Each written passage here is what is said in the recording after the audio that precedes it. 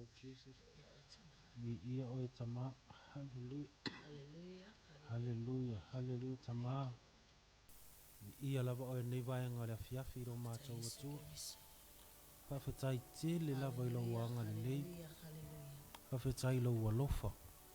Tai mai fo le ola vai o lau whanau. O le mātou ola e pei au se ia e taatia i malai. O mātou tangata fo i o tangata wha le tonu. Ai mātou te whawhetai tama le nei vaenga le afiafi. Tai mai le ola vai o lau whanau tama le vaenga le afiafi. Mai lava le tai awana le ila. Se ia o mai le nei taimi lo mātou atua.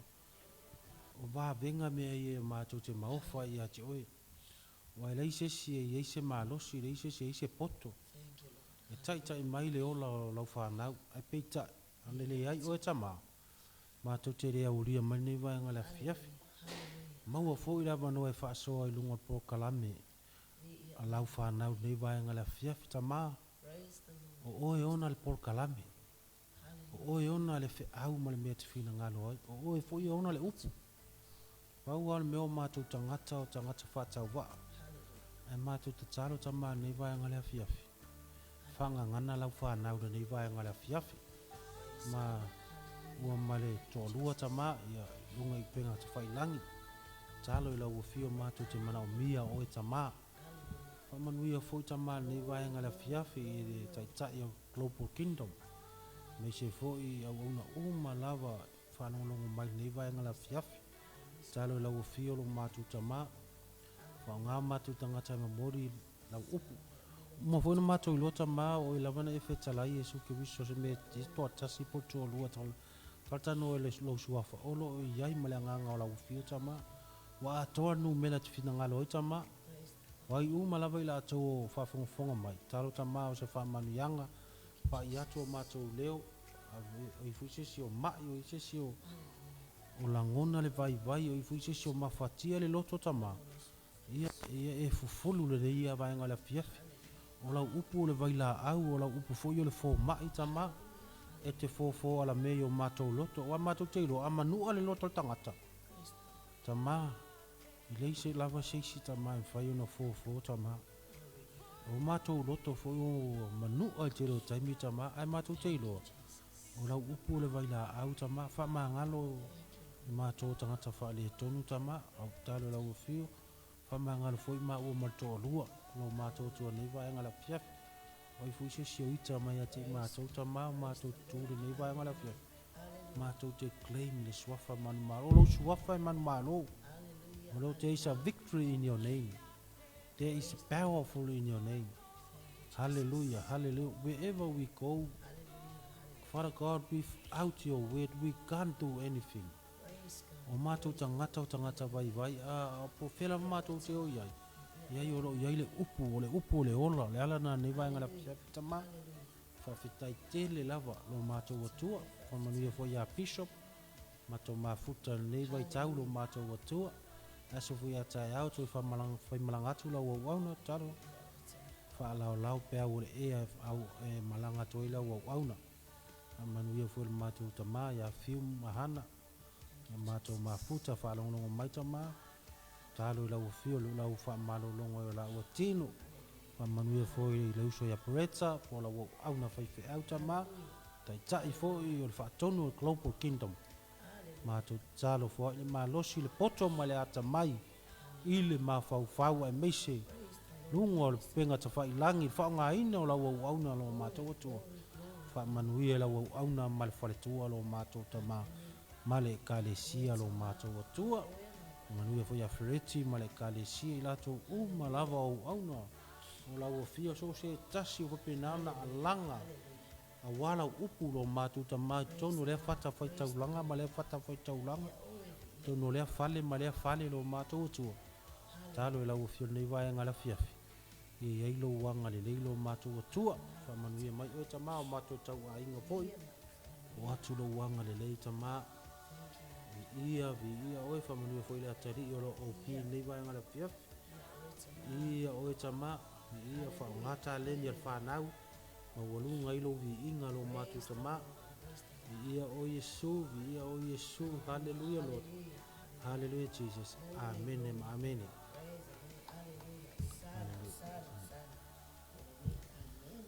Hallelujah. Ya ave sa pati ile tu le vai na fia. Glory, glory, glory. Pa tele sa pati mo le nga pa ia le vai na fia. Hallelujah. Hallelujah, hallelujah. Hallelujah. Vi ia leli. Aya. Praise the Lord. Hallelujah. Ya. Pa talo fa tu le vai na fia. I wo mau me mai mi se foi le fa tonu Global Kingdom. I la to umo sunga i fa fe ngai nga pe na na. Mai mo men ia fia fi po ai la pa tama. Wai lava se so fa longo mai ni vai nga fia fia ma to tol ton. Ele o le lotu, ele o le ngo fo Global Kingdom. E ale nganga male fa moi moi. E pia upu fo inga le tutu lima le ya haleluya tutu la le upu tutu lima la Praise God. Ia le li e po kala mi ngal tama tutu lima la ya. Tutu man tuat ni vai nga fia ya. Ia fa pe nga tutu lima Hallelujah. tutu lima le vai o liava ya tasina upu mana ya tutu lima umai fonga ia wo vea ma me atoa ya ia le atoa ya na nei vai ngala fiafi pe fia au na tu nei vai ngala fiafi lunga upe fai langi ia le li ma o masia o hani pani wa mo nei vai ngala fiafi. Amen. Ia di ia le tua nei tu ngale fiafi. Amen. Vatai no tu manuia mea uma nei vai ngale fiafi. Foi lava le vi inga le whamanu man whani tanga i tua. Nei fiafi fatalo fa foi tato a inga Global Kingdom. Sunga ia preta ma le whalitua. Sarah el ngata foi lea ia le mamanu ma le pa ia. O si tato au mai mua nei fiafi le upenga te whailangi. Talofa lava. Ilopa ia maloma maluvi ia le tua. Amen. Ia le ri ya. Ia na fatalo fatu to rua ya. Praise the Lord. Na ia pia no fai atu pia na ia upo talo nei vai ngala fiafi Thank you, Jesus. tasi pe to lua tatana no ai le suafa le ri wa tonu mela le atua ya. Hallelujah. A tonu mela le atua le sa nga to tele ai fo ia ai ia na no fa pena atu ai tasi pe to lua tala no le suafa le ri wa tonu mela la fa mai le atua tasi to lua to tolu ya pena nei vai ngala fiafi ya ia le ri ma o mal to lua au na tu nei vai ngala fiafi ya ile ngalo le o le ri le po kalame o le tutu lo penga le loto ya tutu lo penga le loto e fa wa tu pe le nei vai ngala fiafi matata no fu mal to lua ya e fa soa tu fo ya la o nai ati o le to fa ma le uta ma le poto ya ia le tu wa so le tato ia wa pu wa so te pi o le kala fo inga le ya no ta walanga pe sto ina me to ina o mai faulu va ai ai ta wemu ya e fe mai o ko inga e wa po le uru ko inga e wa o valval matua ya ia le tu ya pa nani vai ta wa e fo ye tu silima pe o to tato inga fo ya ia le tu e fu ye tu silima e fu ye wa va ai lau mata ya ar tato anga luenga ya halu pefe mana ya lo pale o lu fa so ato me en play Na fail palle ni fiafi man malo ale tua. Ya. ia le Ole le atal fia le atal manu malo. Amen. Wa iman manuir ne yaso. Bete amu elo tapale. Tapale sinosi. ia le tu Amen. Praise the Lord. o ma tua beautiful my wife fil nei vai ngale fiafi le mata mo fe o pale ya ia nga eu ma o fulan mana ya o fulan mana le tole ai vai fulan ngua ia ile lan mana mu sama o sila ia nga ia le tu Praise God. ya atong la vai ngai te mai mo mal ni vai ngale o le lan mana ta ya o le ata na o le lani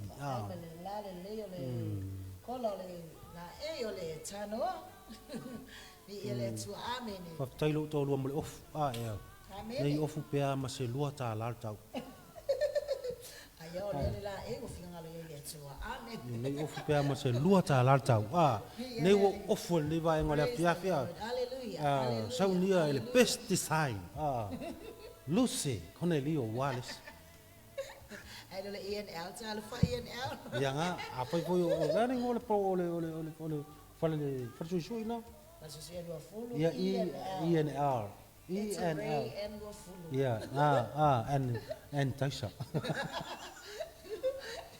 Praise the Lord. Ia le tua fatalo ko foi ile tua fine alo fulu portina ya alo fulu pa mai mo mal ni vai ngala pia pia.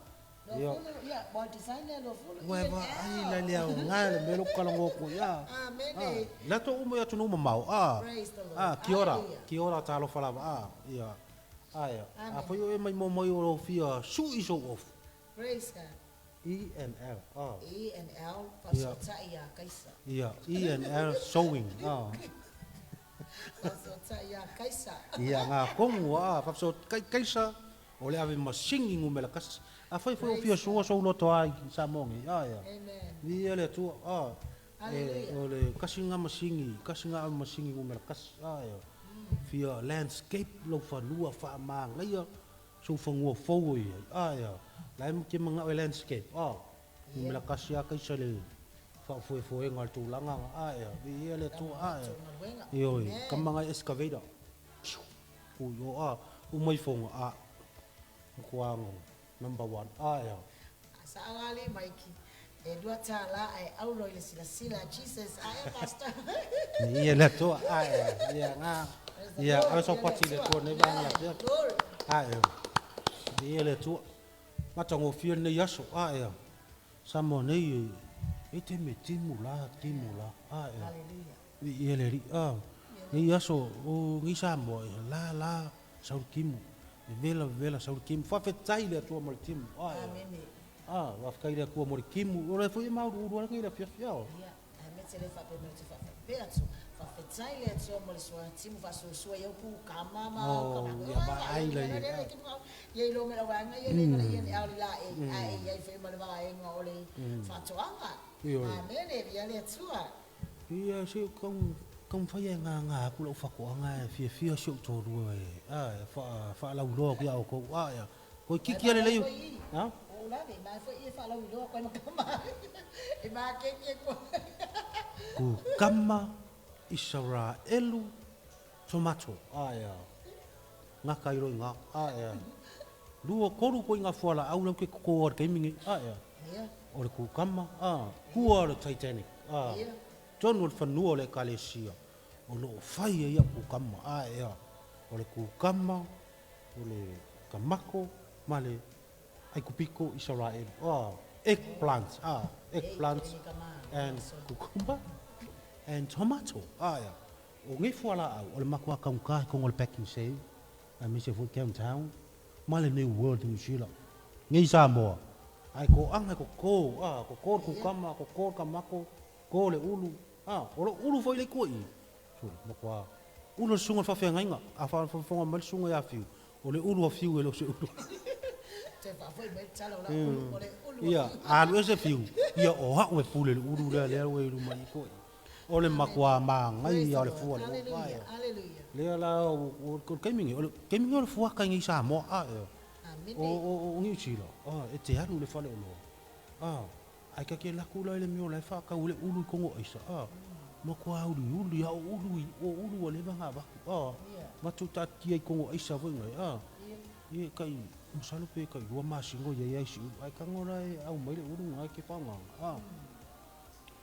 era ye si ulu o mai fongo mo ulu vo ngai le taste ai ole ulu le mo ngi sa mo fa fe tai le tu la mo fo fresh natural Man. beautiful handsome ia upu manga ave ya o lo fuar mato ulu ya Amen. ele i fuar ku kama ele i fuar fo ile Praise the Lord. Hallelujah. le afo isala ko kikia wa makanga olonga fuar ila wo la ku oko ese me o fuanga wa makanga ai ku ule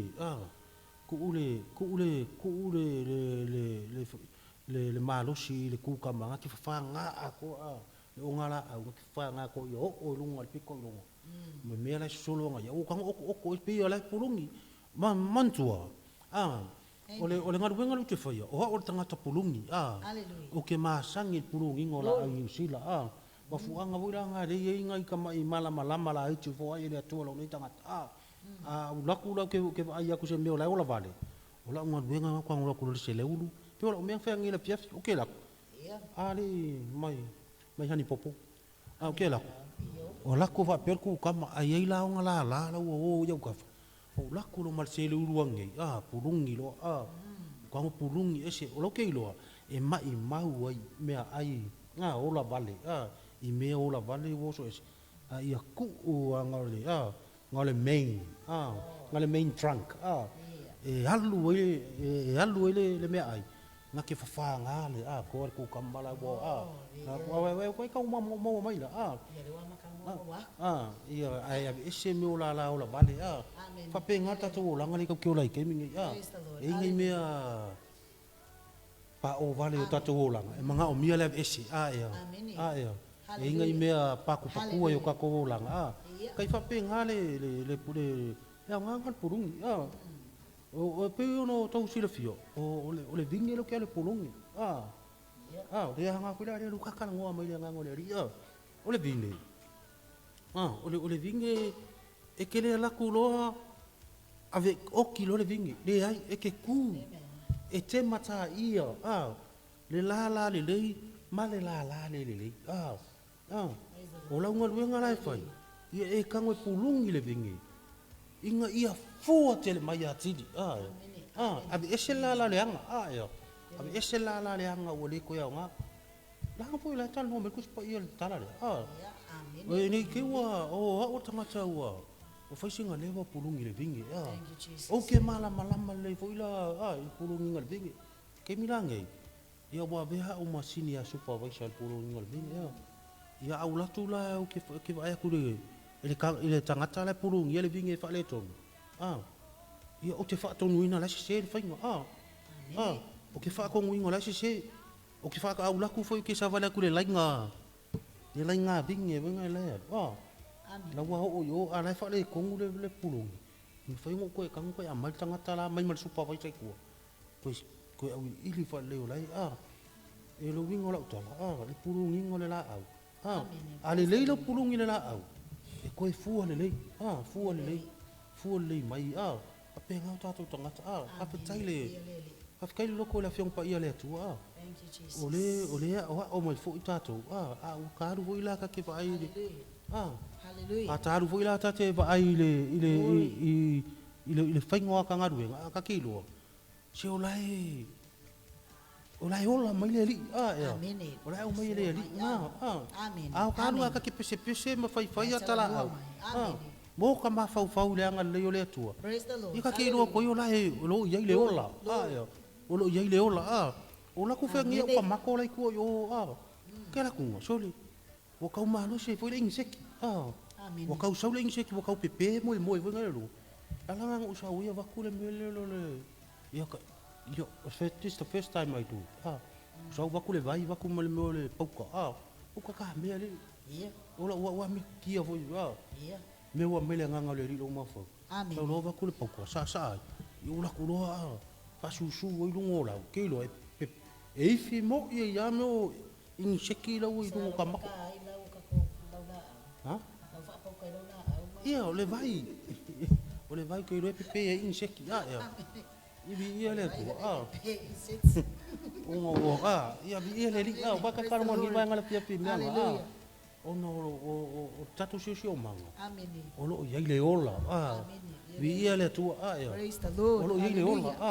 O lo ia le ola tatu sio manga. Vi ia le tu a fai o pelo sio manga. Longo vinga le ia ola. Ai mana o mia le ola. Tupu la au le anga le leo le li ma le vai. O nei me uma o atana lo tala no me foi la fiong pa ia le tu vi ia le tu nei vai ngala pia e sawa vi ia le tu Amen. Fai foi o fa no me nei vai ngala fia ia matatala no atu ma le to lua nei vai ngala fia Praise the Lord. Praise the Lord. e ta ua tatu sio manga vi ia le tu nei vai ngala fia Thank you, Jesus. e fatalo fatete o foi pa ma wa mai nei po kalame vi ia le atua Praise ia God. ma fa so te ti oe o le tu le upenga le loto ia Amen. ona tala no atu ala le ati o le tofa ia Hallelujah. a fai foi o feo se me o ele i loa nei vai ngala fia ia Amen. ia praise God a fai foi o kau ona e te rua misa ma lo to lua e voi se ngari o mai temi ole nga ka o ta o ngari o ke ro i ngari o mai temi o ngai fa sanga le si le ku le ia Leu mai le po o ile muri ulu o i ele tu le nga o le po kalame le matal no to ma to e ma o foi te mi ma ke misa ia Amen. i ele tu e te mi e le sa o pen ke mi e te mi ma ke misa foi mal to lu ia e foi te mi e fa no go o ke le mal to lu ia a te tele mai lo to lua yo talu to ita ilano ia fa pena ai le ore te kaui sau le ua mea pingi mele so mea ran mea ko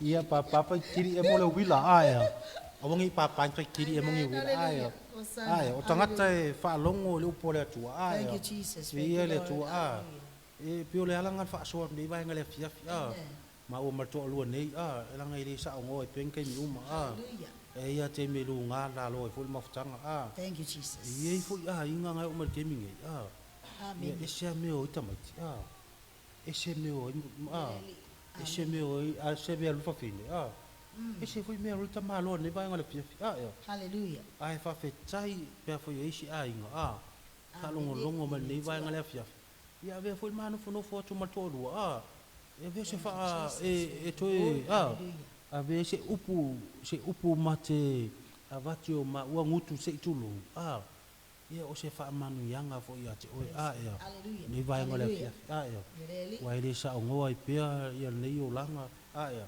e kimi fa pe ngai tono ainga a fa yo misalo ainga a fa fu yo o se ta ma ngai ke fa ia me le alu a ki ia il fa finge ma ka mai ke le pale ia talo ia te oi nei vai ngala fia tu le penga le loto ia to ma fa po sa o le mea na te fai Hallelujah.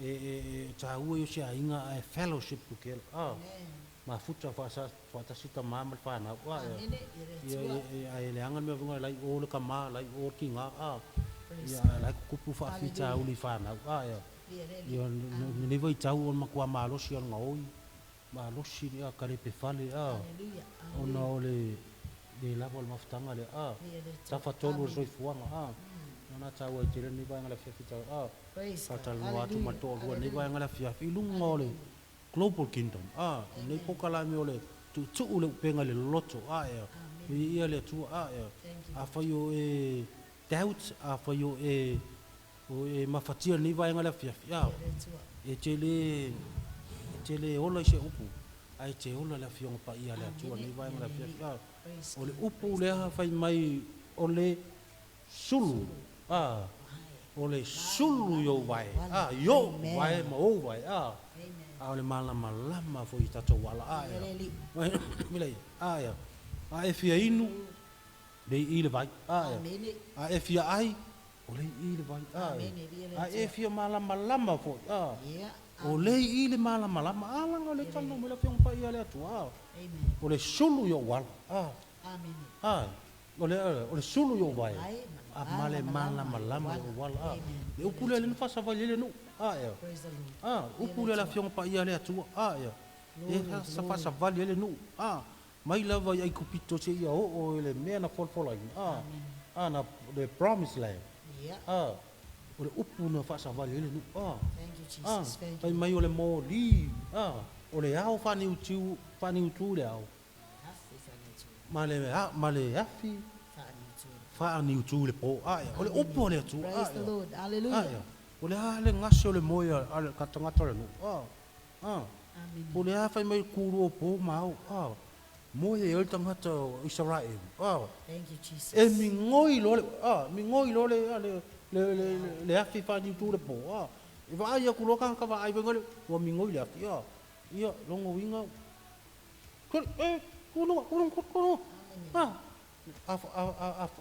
a fe ora ila ufanga wa luma ah ke pora no se ko fa ka ko na lu sa o winga lo tala ore upu Praise the Lord. wa fe tala mai le atua mu ia mu a fa fo ora la io pe ka fa ku pe lu tala ngale o ngole o fio ngale atua ore sulu o le malama fo yo wala ia a fai foi olai po le ale banga yo ska ko me ai ngalo lai pai i le au le wo ka ko ai ko ke ko mi ngoi le au o ma me ai e ka sa vat Praise God. la ngalo feta lai le tu o yo le malama yo tato wala o po le tu a fai foi fa fon me ni fia Thank you, Lord. ni vai ngala fia pa ya tu le ngalo tu e to ni vai ngala fia ni po kala me o le tu le penga le loto o nei man malo te apolo ya oi ai toi va ai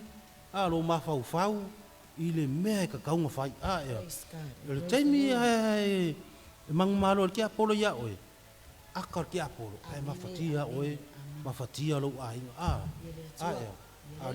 au nga nei po kala me tu le penga le loto Yeah. e toi a fu sta ya fu ma va ai lango le tu le tatu tu ai le tatu tapu ai o le tu tele Amen.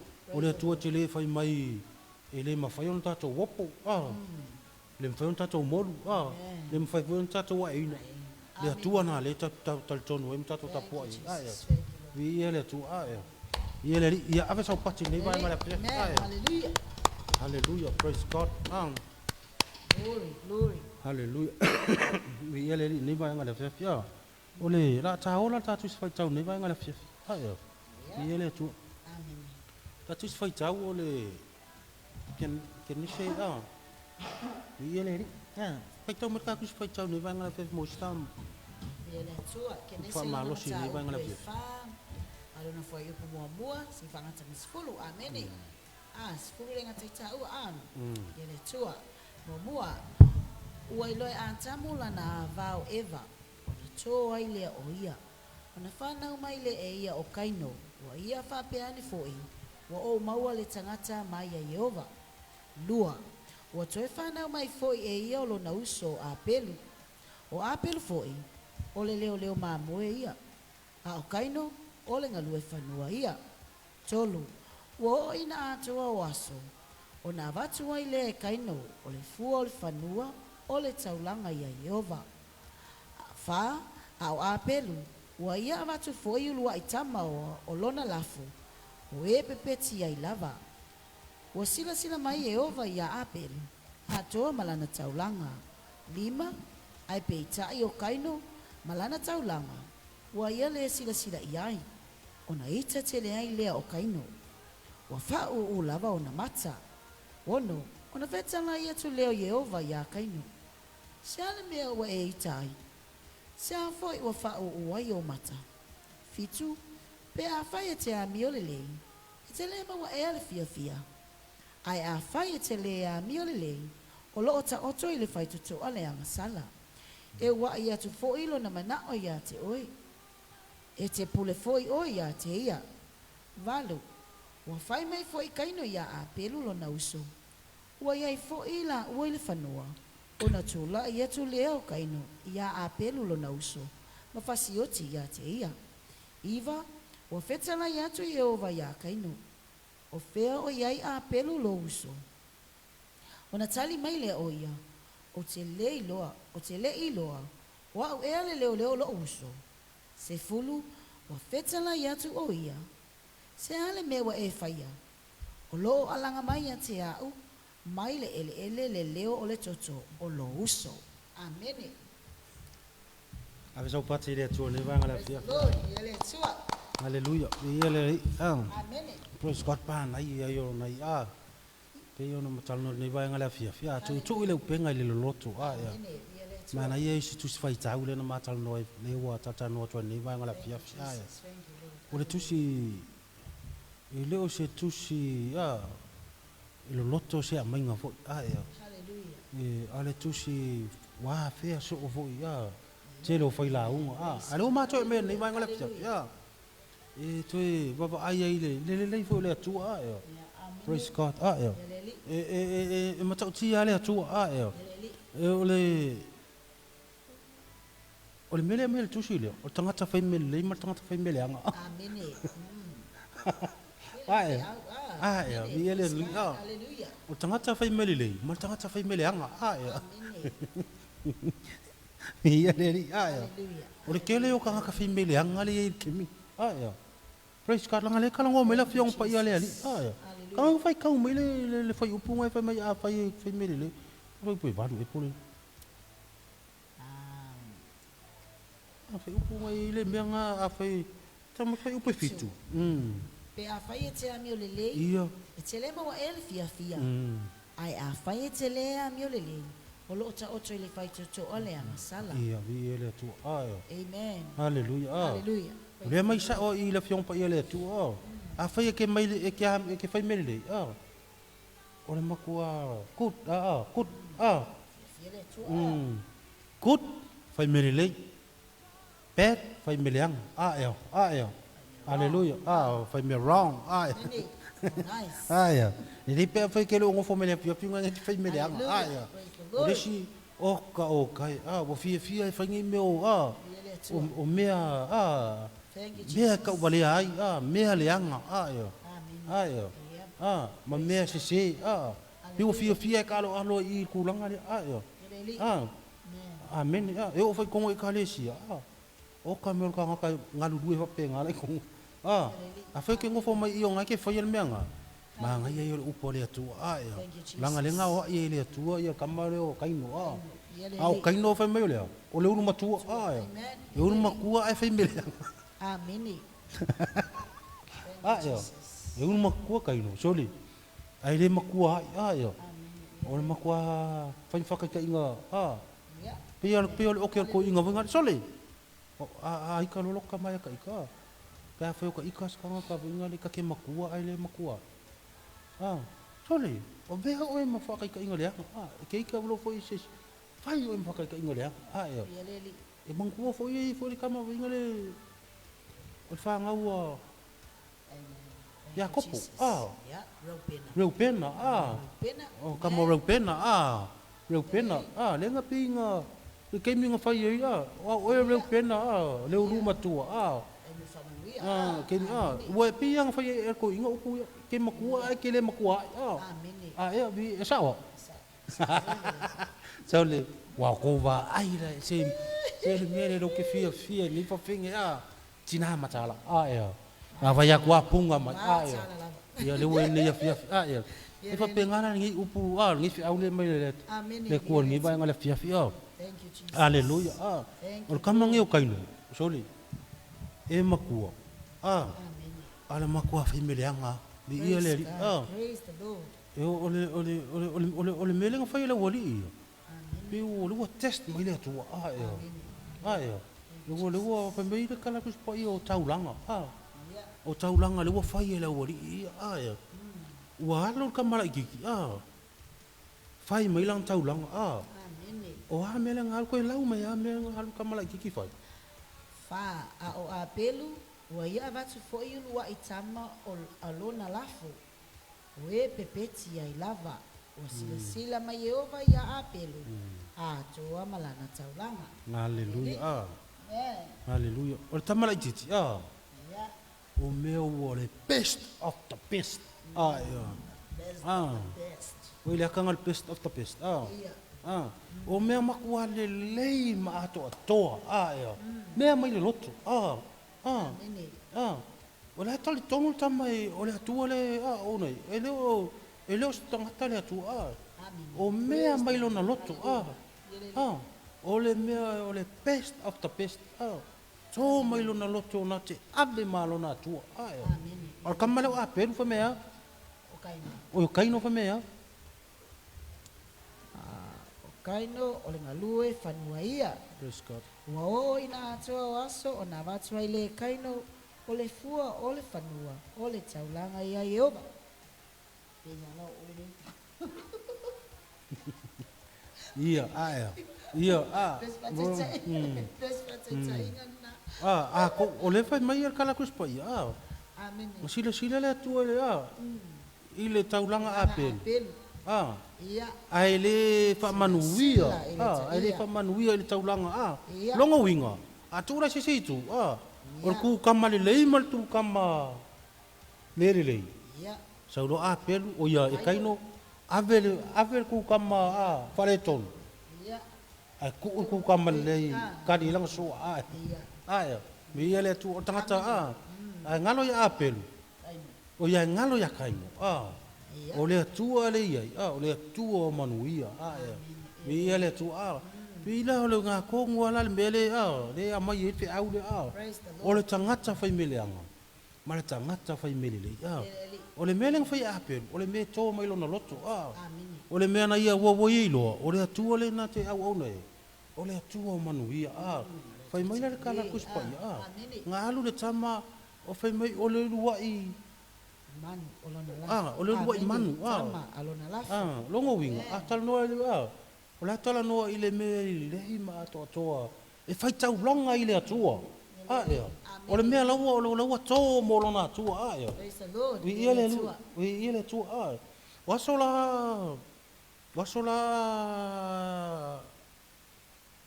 a fai se umu. A fai se umu. O le mea mua ngā tangata le fu le umu. E umalonga ko fu le umu. Umanga wese ma. E mua ha tole ingaki ole. Fai fe au. Ia. Mua ko le ingaki ole fai fe au. E ko le ingaki ole fai fe au. Vai tole. Au malo fu le umu. Ai le umu fai fe au. O le mea la ale ai kau le rea. Po le tula fale le fu le umu. Ko le ingaki ole fai fe au. E re ko mai au kafa. Ia. E re ko mai au kafa I kalo I au kafa po le o kamu e mai e to mai o ngata tonu ia o me ana manuia I sa mo ia ia le e to mai o ngata tonu le umu o se kalo la po ava pengi o se ulu la po se kamu e kau sam kamu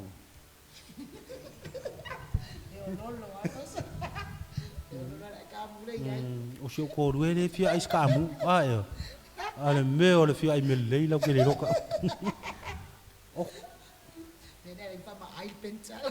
ngau ka le fanua le ngau ka o no oka sai kamu ngi le ai waru la mai ele fia ai sio is mako ai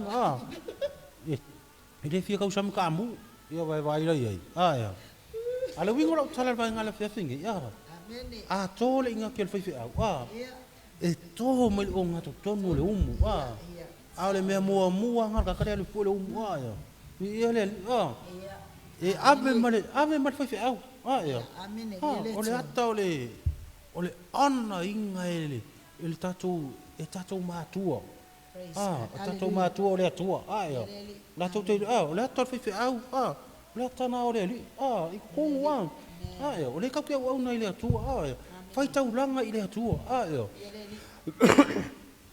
o le mea lai ofo mo le atua o le inati o le ave mo le atua na le kau ke iloa o le ipi o whamani aka mea ia ai mua to le ingaki rea ai kome le o ngata tonu o le ata o tatou loto haleluia o le ata o tatou loto ia le atua pe o le mai whale tino I ai ta ua le tatou loto ia mama o tatou loto ia le keime ke e te whaitau langa I le atua se e le ta ua me o le tino ai ta ua le tō me o tatou loto tō me o tatou tangata ia mali o tatou tangata o le atua le tatou te au au nai o le atua te leo o le atua manuia ia amene ia le atua I kai fa pela le mele nga fai ka mala apel wa fa mai le kala kuspo ia walu le tama wa mai ulua I ulua I tama o langa la fumangu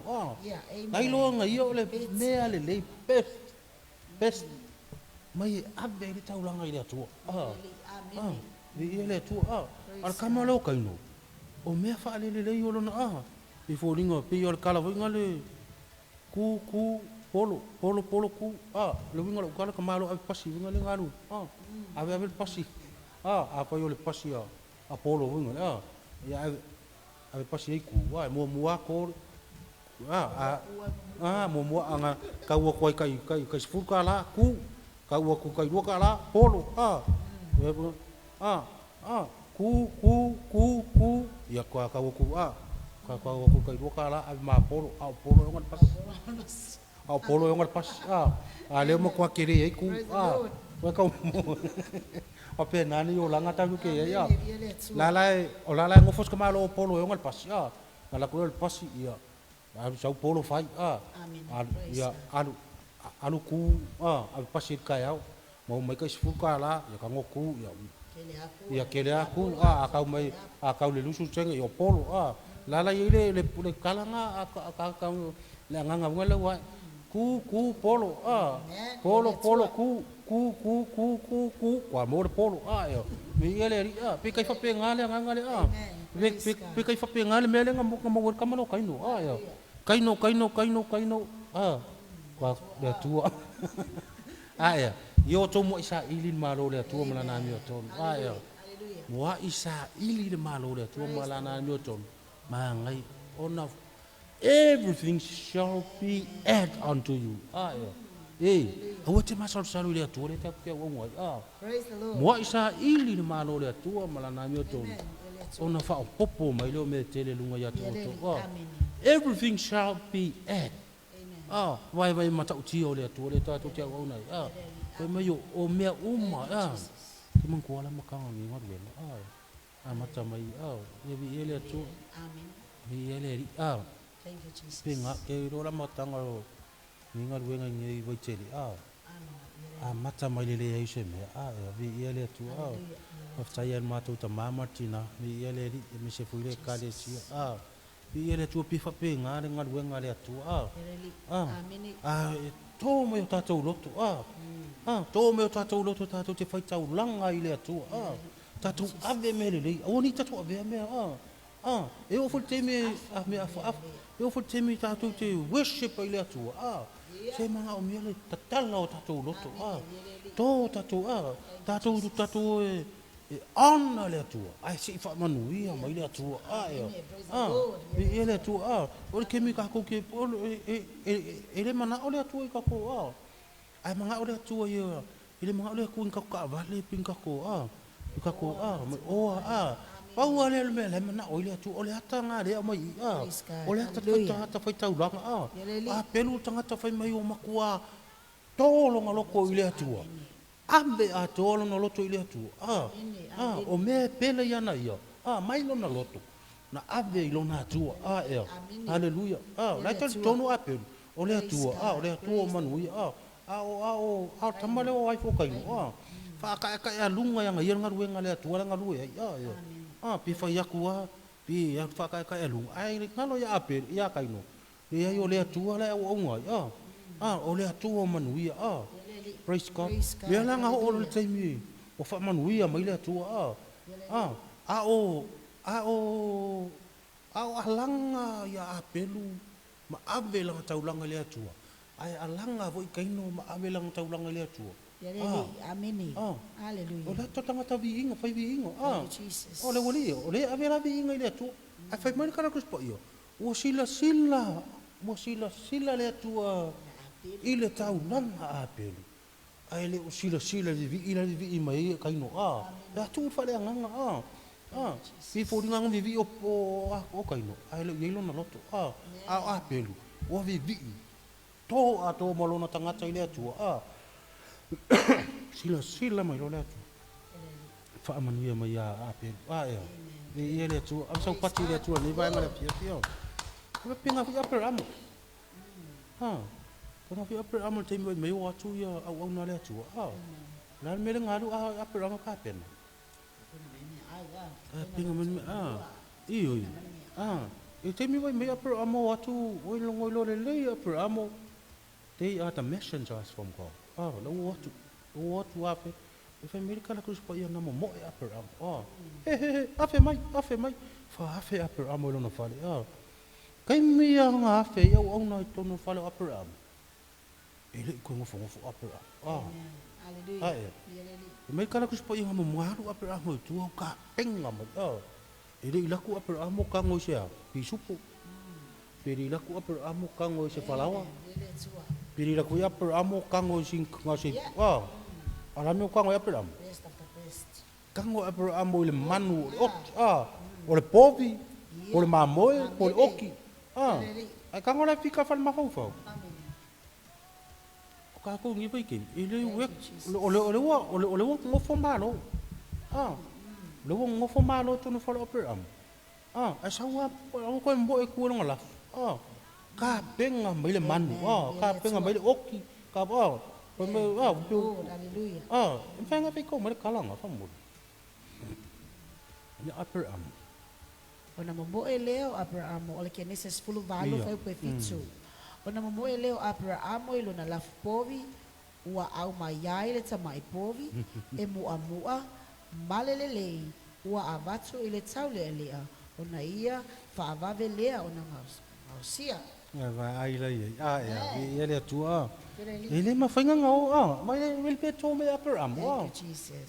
ele sa opera mo ku au mai singa mai me fanga ni ele sa opera mo la ku ko mai se kama I dingi minga se ki be ya ba ku ki le la ngani wo sa fai malo ele se sa opera mo se pa ku angal pa falao le ba ku ngai pa wal me wo mfai Ia. alai lo Lele ke falakala mai levanu. iya Wana ave foi sua susu toa. Sua susu male tama ipovi sana usia ia. Walau lau ina tuai io la tau luma a o ia wa tuane ia te ila tau I lalo ole la au. Ona la tau a lea. vai lo ya tangata fai meli le tangata na le ke mate ana ina lo na tu Praise the Lord. me o mo aper amo ku la ku aper amo le kango is kamai me Amen. ko me fare ku ai fo la fale ulo vengo kango le big tv me la kamanga ya sola ka like ya me le pulong fa ni sila ai ska ko big tv e kai fa pe ngana me len kango aper amo mo e aper amo ku tak ku aper amo kango le big povi ya big cow big povi Amen. Praise the Lord. Hallelujah. tangata to mai lona loto tangata fia me fia I lona to tangata na teilo le ai o le atu o manuia le atu le au na ya tangata fu ina teilo o le atu le au na o le atu o soifua mai ola la va pe la le to mai lona loto e le ma fai ona make se povi kai mira e le au nga se povi kai mira usa fai malo ai le ke ya per amo fai mai le kara ku pa nga lu per amo mai le me nga mai le me la po mai le povi e mai nga osi ma ona le atu e le atu o le me to mai le loto tangata fai tau langa I le atu tangata la e si ona lima mau ana I le atu ma tau le atu nga ke lo le ai o le atu o manuia le atu la au ngai Amen. ya la nga mo e fu pra ku mai me e fai ka fa pe nga na ai pe wa pe lo tangata nga ke lo nga ke ana ina lo na tu ar ka nga ka fai me le nga la fai mai nga fa manguia me o le atu ka nga fai ka me nga pe ia kaino e le me nga fa me fa Amen. Ole ono. ia Ona fetala ya tu leo Yehova ya kaino. Sia le me wa e itai. Sia foi ua fa ua yo mata. nga ka mai la nga ni le wa va ila le me ma ka ki o le ke le me fai me le nga o kua ko fai me le nga wa o ki nga ko ika Fa u ma kwa le. E kwa ya kaino. ole se ka fa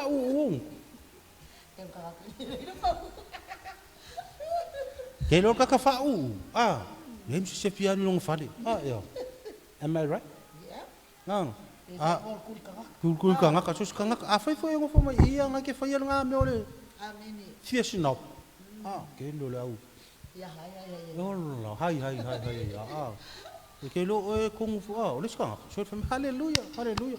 So le ale makwa singopi ya. Ya. Amen. O pelo upunga snap. Ya, sa o ngai kala ka fe. Iya nga. Ya ai fa long iya nga. Iya nga ai fa long mai yo ka ko ka ai ya, ka me ki hambo ya. Amen. Praise the Lord. Ni ele ri o le ska soli ele le kwa le fio ale si ka ke lo le makwa makafa sia ka ngakara yo Thank you, Jesus. ka makakul ka ngakara yo e mo se fio longo fale Amen. yo e sa o ka ke lo le ya soli o lo makua le makua le yang o le ko inga le makua le yang o ka ngakala ka malo la o le ngat fale la o le makua fa u makua kul ka ngaka ala fe mai ya haleluya haleluya amen haleluya amen al makua fa u o me nga lenga mau ka malo kaino Amen. me kala kus po o kaino fo u fa u Hallelujah. fa u nga maka ingol kama fo ngale ala ku ka kona fali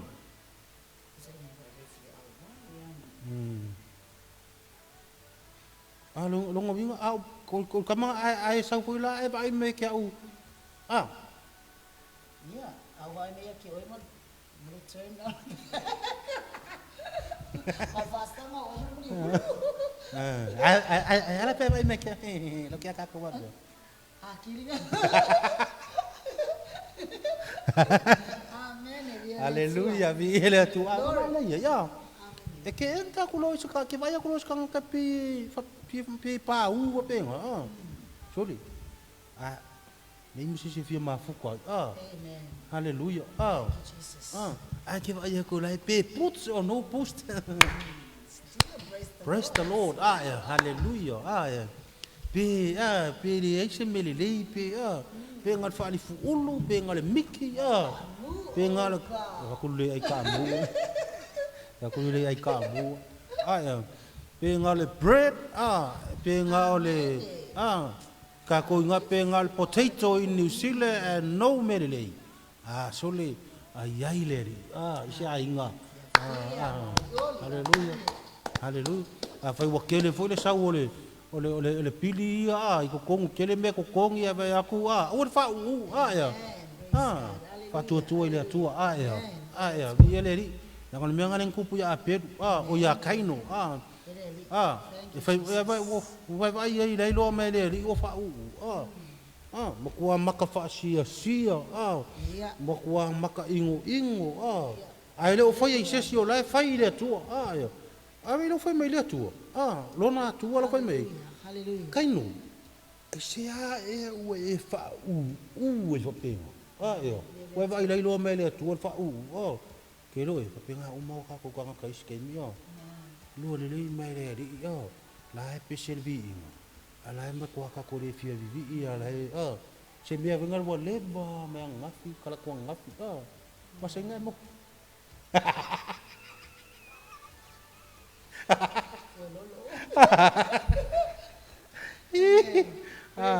Te me vo kala ko ngafi me lo foi mai le tua let it go let it go let it go fa pas ta mo e puno wa lo mana lai fa u kama lo ko lu fa u fa finga lona tani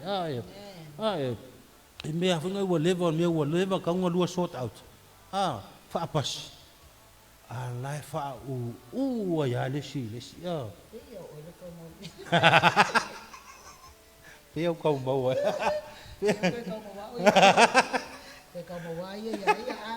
Ya vi ele tu ali wa nga kene ngia vi ya.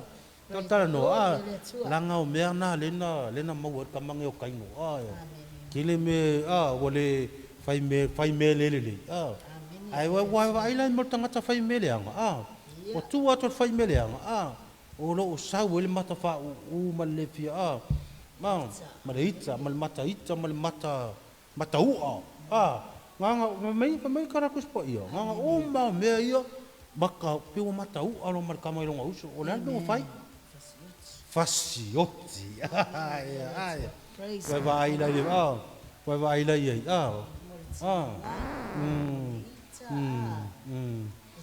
tu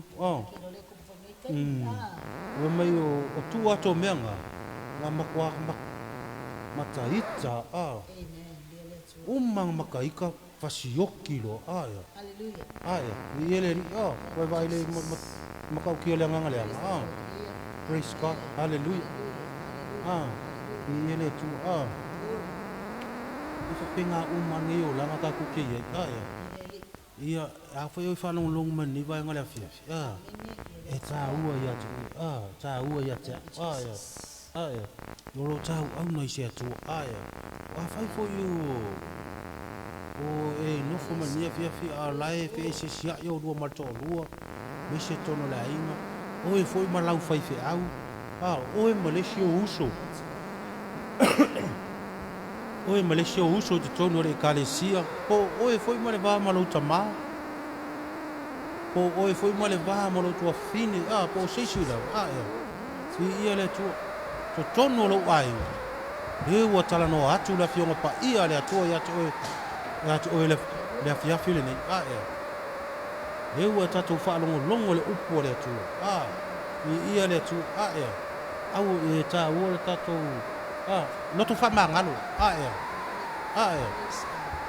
tu fai foi se le lengo tu le penga le loto o le upo le atu o le vai la o le upo le atu e fo ala mea ke tonu o tatu ainga tonu mafutanga maunu ngari tonu mafutanga male kalesia tonu mo i le va le sio uso o le fionga le atu o ni pita to tamale o kaino fai mai na fai o le fai o le fai mele ama tu lo hallelujah